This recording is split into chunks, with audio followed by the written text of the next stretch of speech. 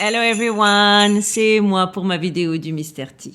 J'espère que vous allez bien et que vous passez une bonne semaine. Au moment où vous regardez cette vidéo, j'ai réalisé que nous serons le 25 décembre. Alors avant toute chose, j'avais envie de vous souhaiter un très joyeux Noël, un très doux Noël. En ce jour un peu particulier, j'ai fait le choix de justement ne pas m'engouffrer dans les sujets les plus anxiogènes de l'actualité, même si, comme vous l'avez vu, je n'avais que l'embarras du choix. Entre Epstein et autres horreurs, j'avais qu'à faire la plouffe et prendre au hasard, c'était bon. Pas parce que ces sujets, bien évidemment, ne sont pas importants, bien au contraire, mais parce que je me suis dit que quand même, Noël n'est jamais un jour comme les autres. Moi, j'ai toujours trouvé personnellement que Noël, c'était une période plus ou moins étrange, pour le dire comme ça. Alors oui, il y a les lumières, les rires, parfois les tables pleines, mais il y a aussi les silences, les absences, les distances et cette mélancolie discrète qui s'invite même quand tout semble aller bien. Je sais que parmi vous, certains passent cette journée seuls, d'autres avec un poids au cœur. Et même entourés, on ressent parfois ce mélange doux-amer entre gratitude et nostalgie. Et moi qui suis de l'autre côté du monde et qui n'est pas ma famille, et même si j'ai quelques amis, je sais que c'est compliqué. Alors, je me suis dit, on va faire un truc spécial. Déjà, cette semaine, il n'y aura pas 3 actus. Non, bon, j'ai un peu aussi manqué de temps. Il n'y en aura que 2. Mais 2 informations venues de domaines très différents, qui n'ont en apparence rien à voir entre elles, mais qui partagent un point commun troublant. Elles mettent toutes les deux en difficulté un récit que l'on croyait stabilisé, enseigné, verrouillé, et entre nous, que les choses soient claires, c'est nos sujets préférés. Alors la première info concerne nos origines justement, et un fossile humain que l'on étudie depuis plus de 30 ans sans jamais vraiment savoir où le placer, comme s'il dérangeait trop pour être pleinement assumé. Et ça nous passionne. La seconde info nous amène bien plus loin dans le temps, sur un site ancien, dont les mesures modernes commencent à poser un problème très concret à l'histoire officielle qu'on continue pourtant de raconter sur les bancs de l'école. Vous allez comprendre aussi où je veux en venir. Alors oui, que 2 actualités, certes, mais clairement pas n'importe lesquelles. Des sujets, vous allez le voir, empreints de révélation, de mystère et aussi d'une forme d'espoir. Pas pour fuir le réel, bien au contraire, mais pour rappeler que même dans l'inconnu, même dans les zones grises, il existe encore de la curiosité, de la beauté et du sens à chercher. Et surtout parce que j'ai trouvé que tous ces sujets réunis et avec ce postulat de départ, ça me permet de vous dire une chose bien simple. Vous n'êtes pas seul, même derrière un écran, même à distance. Nous sommes tous reliés, en particulier sur cette chaîne, par les idées, par les questions, par cette envie commune de comprendre, d'observer, de ressentir, et c'est déjà beaucoup. Alors aujourd'hui, où que vous soyez, avec qui que vous soyez, ou même seul, je vous souhaite encore un Noël doux, un Noël sans pression, un Noël où l'on évite de nourrir les basses fréquences, la culpabilité ou la tristesse inutile. Un Noël où l'on s'autorise juste à être là, pleinement, en harmonie, dans l'écoute et dans le questionnement sain. On continue ensemble les amis. Alors installez-vous confortablement, bûches, bonbons, gâteaux, chocolat chaud. On y va, on y go. Et c'est maintenant.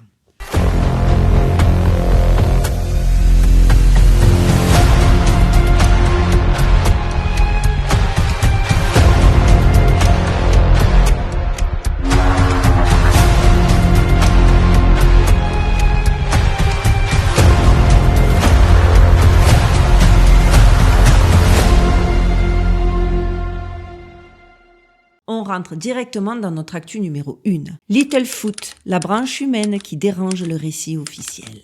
Il y a des découvertes qui surgissent sous les projecteurs accompagnées de conférences de presse, de titres tapageurs et de promesses de réécriture de l'histoire. Et puis il y a celles qui restent là pendant des décennies, posées au milieu du paysage scientifique, déplacées d'étagère en étagère, étudiées, disséquées, commenter à voix basse sans jamais trouver une place réellement stable dans le récit qu'on nous présente comme acquis. Littlefoot appartient très clairement, vous allez le voir, à cette seconde catégorie. Découvert en 1994 dans le complexe des grottes de Sterkfontein, je ne suis pas sûre de bien le prononcer, je vous l'écris, en Afrique du Sud, ce squelette d'homininés ancien, remarquablement complet, n'a jamais été une trouvaille secondaire. Et pour comprendre pourquoi, il faut d'abord rappeler une chose essentielle. Sterkfontein n'est pas un site parmi d'autres. Ce lieu est considéré comme l'un des sites les plus étudiés au monde en paléoanthropologie. Il est même surnommé, sans exagération, le berceau de l'humanité, puisque plus d'un tiers des fossiles d'hominidés connus à ce jour proviennent de cette zone précise. Rendez-vous compte. Autrement dit, nous sommes face à un pilier absolu du narratif officiel sur les origines humaines. Un endroit censé confirmer, consolider et verrouiller ce que l'on croit savoir de notre arbre évolutif. Et pourtant, dès son exhumation, Littlefoot a posé problème. Même s'ils l'ont tout de suite fait disparaître. Ils ont d'abord tenté de l'intégrer dans la catégorie Australopithecus africanus. Puis certains chercheurs avancent qu'il correspondrait plutôt à l'Australopithecus prometheus. Les débats se multiplient, les comparaisons s'accumulent, mais aucune classification ne s'impose réellement. Le fossile résiste, il ne colle pas, il dérange. Et c'est précisément à ce moment-là que quelque chose d'étrange s'est alors produit. Littlefoot ne disparaît pas des laboratoires, mais il s'efface progressivement du débat public, comme si le silence devenait une solution plus confortable que l'aveu d'un problème structurel. Pendant près de 30 ans, le squelette est là, connu, mesuré, analysé sous toutes les coutures, mais jamais véritablement intégré au récit enseigné. Comme si l'on préférait préserver une histoire cohérente plutôt que de reconnaître qu'un spécimen majeur refuse obstinément de rentrer dans les cases prévues. Et c'est là, les amis, que l'actualité de cette semaine prend tout son sens. Décembre 2025, une nouvelle étude propose enfin ce que beaucoup soupçonnaient depuis longtemps sans oser le formuler clairement. Littlefoot ne correspond ni à Africanus ni à Prometheus. Il pourrait appartenir à une espèce humaine totalement distincte, jusqu'ici absente de notre classification officielle.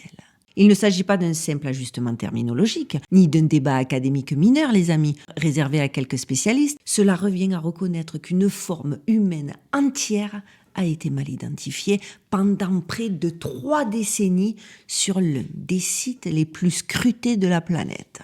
Allez me dire que c'est une simple erreur. Et là, la question devient franchement dérangeante. Car si une espèce humaine a pu être ainsi absorbée, lissée, rendue compatible avec un modèle préexistant sans que cela ne déclenche de remise en cause majeure, de par le monde, alors il faut avoir l'honnêteté de se demander combien d'autres formes humaines ont été intégrées de force dans un récit trop linéaire, trop propre, trop rassurant. Vous l'avez compris, le narratif officiel nous parle d'un arbre clair, de branches bien ordonnées, de transitions progressives ponctuées ici et là par un chaînon manquant opportun qui permet de maintenir la cohérence globale.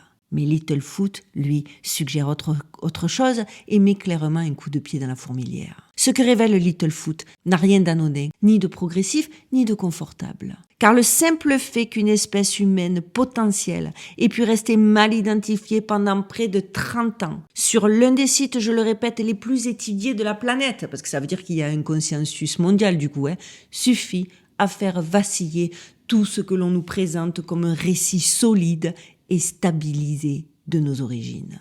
La question n'est donc pas seulement scientifique, elle est profondément idéologique.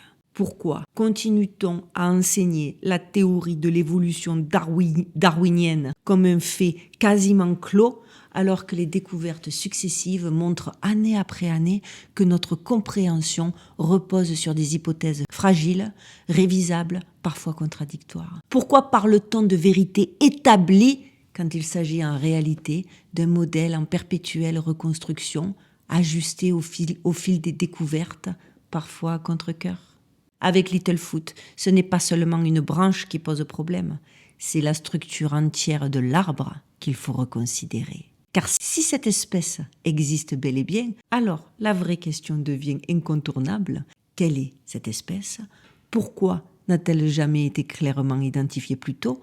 Et combien d'autres formes humaines ont été absorbées, simplifiées ou effacées pour que le récit du narratif officiel reste cohérent? À ce stade, vous l'avez compris les amis, il ne s'agit plus de savoir si notre histoire est incomplète. Il s'agit de reconnaître qu'on nous a peut-être présenté une certitude là où il n'y avait depuis le départ qu'un ensemble de théories et qu'ils ont choisi les théories qui servaient leur intérêt. On passe à notre actu numéro 2, Barabar. quand les mesures modernes rendent l'histoire inconfortable. Il y a des sites archéologiques dont on parle beaucoup et d'autres dont on ne parle absolument plus. Non pas parce qu'ils ont livré tous leurs secrets, loin s'en faut, mais parce qu'ils ont été classés trop vite. Les grottes de Barabar en Inde appartiennent clairement à cette seconde catégorie. D'ailleurs, je vous en avais déjà fait une vidéo au tout début de ma chaîne. Je vous mets le lien en barre de description de celle-ci. Soyez sympa, soyez pas, parce que c'était vraiment au début de ma chaîne, donc je sais que la qualité elle est chelou, mais les infos sont on the top. Alors officiellement, le dossier est réglé depuis longtemps. Ces grottes seraient datées du IIIe siècle avant notre ère et attribuées au règne de l'empereur Ashoka, qui les aurait offertes à des communautés ascétiques. Cette version est encore enseignée, encore reproduite, encore présentée comme un fait acquis. Sauf que depuis peu, Barabar refait surface dans l'actualité scientifique, et pas pour des raisons idéologiques ou symboliques, mais pour une raison beaucoup plus embarrassante pour le récit officiel. Des mesures récentes ne collent plus avec l'histoire que l'on nous raconte depuis des décennies. Ces derniers mois, plusieurs analyses techniques ont été menées à partir d'outils qui n'existaient pas lors des toutes premières études du site. Scan laser de haute précision, analyse de surface, relevés géométriques détaillés, tests acoustiques réalisés par des spécialistes extérieurs aux champs archéologiques classiques. Et bien évidemment, les résultats sont troublants. Les parois de Barabar sont taillées dans du granit massif, une roche extrêmement dure, bien plus résistante que le calcaire ou le grès. Or, les relevés montrent un polissage d'une régularité exceptionnelle, sans stries exploitables, sans traces d'outils compatibles avec les techniques connues de l'époque supposée. Ce point est essentiel et il est souvent très mal compris. Il ne s'agit pas de dire que les artisans anciens manqueraient d'habilité, que ça c'est souvent l'argument des haters. Tu veux dire quoi? Pas du tout. Il s'agit de constater que les outils attestés historiquement pour le IIIe siècle avant notre ère ne permettent pas, d'un point de vue strictement physique, d'obtenir ce type de finition sur du granit et encore moins de manière homogène sur des surfaces aussi vastes. Vous avez les visuels, rendez-vous compte, c'est incroyable. À cela s'ajoute un autre élément, longtemps relégué au second plan, mais aujourd'hui mesuré et documenté. L'acoustique des grottes. Les espaces de Barabar présentent des propriétés sonores très particulières, avec des résonances prolongées et des comportements vibratoires qui suggèrent un espace pensé, calibré, optimisé et non simplement creusé à des fins utilitaires. J'espère pouvoir vous mettre des extraits vidéo. À partir de là, le problème n'est clairement plus marginal, car 2 hypothèses seulement restent sur la table et aucune n'est confortable pour le récit officiel. Alors soit les bâtisseurs disposaient de techniques de taille, de polissage et de contrôle de surface que nous ne savons pas encore identifier, soit ces grottes sont antérieures à la période à laquelle on les attribue et ont été réutilisées, intégrées, récupérées par des cultures ultérieures. Mais d'où venaient-elles vraiment? Dans ces 2 cas-là, la chronologie enseignée devient fragile. Et pourtant, malgré ces données récentes, le discours institutionnel ne bouge presque pas. Les grottes de Barabar continuent d'être présentées comme un exemple parfaitement compris de l'architecture Maurya, alors même que les mesures modernes introduisent un doute sérieux sur les moyens techniques nécessaires à leur réalisation. C'est là que la question devient politique au sens noble du terme, s'il y a un sens noble, encore faut-il. Pourquoi, lorsqu'un site pose un problème technique aussi clair, préfère-t-on maintenir une version rassurante plutôt que d'ouvrir officiellement le débat? Pourquoi accepte-t-on sans difficulté l'idée que certaines connaissances humaines aient été perdues en médecine, en astronomie ou en navigation, mais que la possibilité de technologies anciennes, plus avancées, soit immédiatement neutralisée? Et pourquoi il y a des haters qui ont 0 clou de culture et qui viennent défendre ça? Barabar n'est peut-être pas une anomalie isolée, il pourrait être le symptôme d'un cadre historique trop rigide, incapable d'absorber ce qui ne rentre pas dans une chronologie linéaire et confortable. Et ça, moi je suis persuadée que c'est volontaire. Et ce que ces nouvelles analyses mettent en lumière, ce n'est pas un mystère mystique ou une fable exotique comme certains vont essayer de le dire. C'est une question très simple et très dérangeante. Que fait-on exactement quand les faits mesurés commencent à contredire ce que l'on enseigne comme une certitude? Que fait-on à un moment donné pour dire à la population que l'on s'est trompé, qu'il y a plus? Si ces deux histoires dérangent autant, ce n'est pas parce qu'elles seraient mystérieuses ou spectaculaires, encore que, mais parce qu'elles touchent à quelque chose de beaucoup plus sensible. La manière dont on fabrique un récit officiel et surtout la manière dont on le verrouille. C'est sur ça qu'on doit rester focus. Dans les deux cas, on ne parle pas de découvertes marginales ni d'objets exotiques surgis de nulle part. On parle d'éléments connus depuis longtemps, étudiés, documentés, intégrés dans les manuels, présentés comme stabilisés, alors même qu'ils posent, et qu'ils posaient même dès le départ, des problèmes structurels que personne n'a vraiment voulu affronter frontalement. Alors je sais, Littlefoot n'est pas une surprise récente, Barabar non plus. Par contre, ce qui est récent, en revanche, c'est le moment où il devient impossible de continuer à faire comme si tout était clair, comme si les cadres tenaient encore, comme si les explications enseignées depuis des décennies n'étaient pas avant tout des constructions commodes.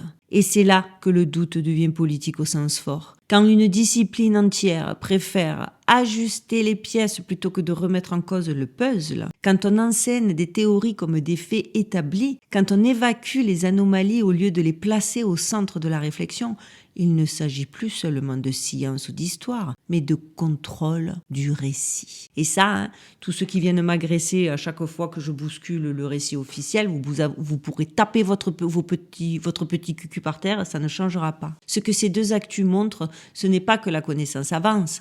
Elle montre que certaines versions ont été maintenues parce qu'elles étaient utiles, rassurantes, compatibles avec une version linéaire de l'humanité. Et aujourd'hui, les amis, ce vernis commence à craquer. Et ce craquement-là n'est pas anodin, parce qu'il ouvre une brèche beaucoup plus large que la simple question d'un fossile ou d'un site ancien. Il interroge notre confiance dans ce qu'on nous présente comme acquis, indiscutable, définitivement tranché. Parce qu'en vérité, ça prouve qu'on essaie bien de nous mettre n'importe quoi dans la tête. En cette fin d'année et en ce jour particulier où beaucoup ressentent à la fois de la lumière et une forme de tension sourde, j'avais envie de vous laisser avec cette idée inconfortable mais essentielle.